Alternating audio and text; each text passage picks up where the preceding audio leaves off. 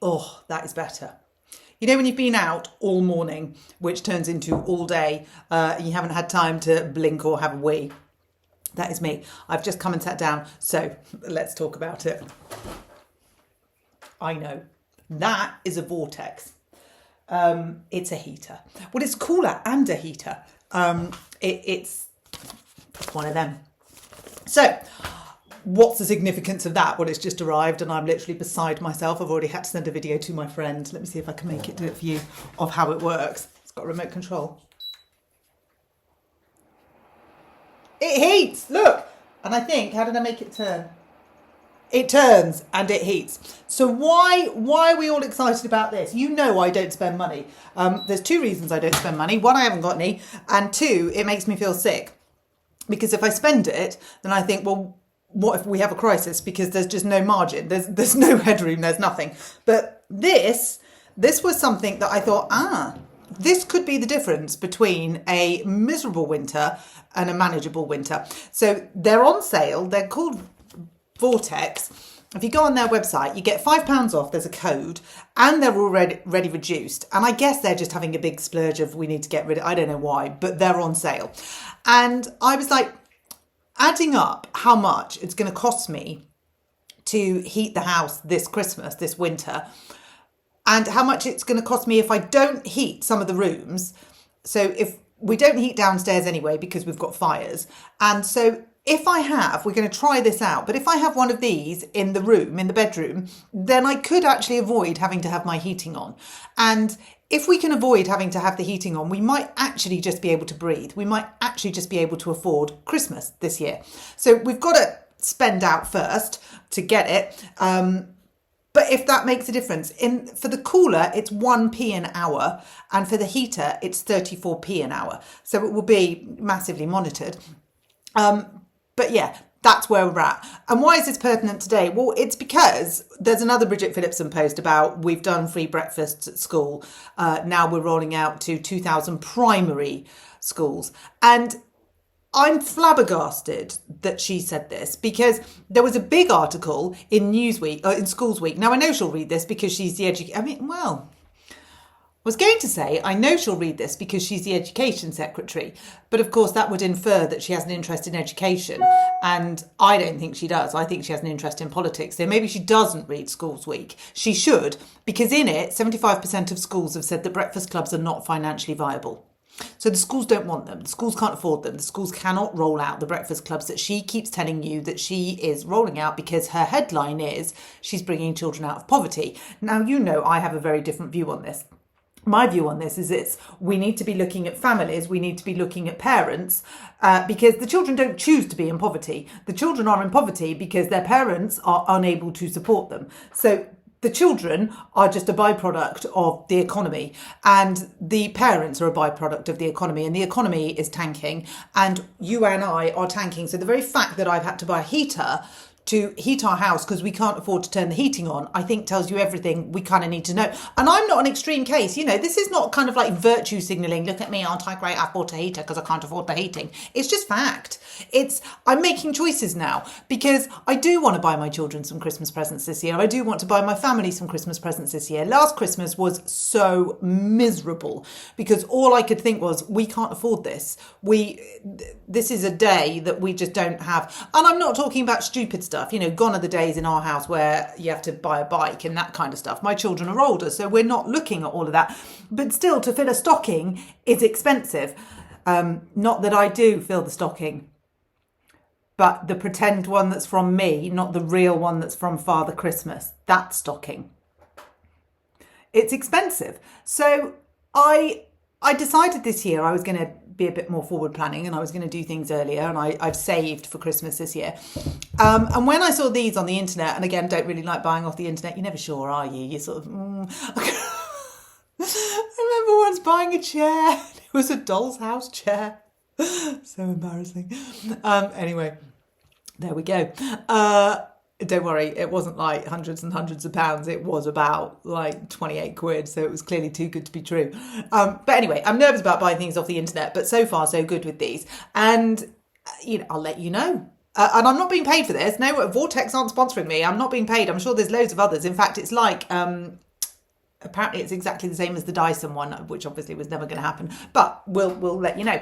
But rambling. Point is, none of us can afford life. Bridget Philipson's talking about getting children out of poverty and rolling out free breakfasts, and we keep saying they're not free, Bridget. We've paid for them. The taxpayer has paid for them. They are fully funded breakfasts. And if we weren't charging so much tax, if we weren't hammering people so much with the expenditure that they are legally obliged to contribute to, then I don't think there would be so many people in poverty. I don't think it would be as bad as it is. I mean, food banks are at a record high. Why do we think that is? Because the cost of existence has exploded. I mean, somebody said to me the other day, "Are you on Ozempic?" I loved it. No, I'm not. I'm on Rachel Reeves. Rachel Reeves is, I mean, to be fair, I'm not. I have to take loads of medication for my back and I stopped taking it. So I lost a bit of weight from that. But I'm on Rachel Reeves' diet, which is I have 2 boiled eggs a day. And occasionally the odd Aldi digestive. And then I eat with my children.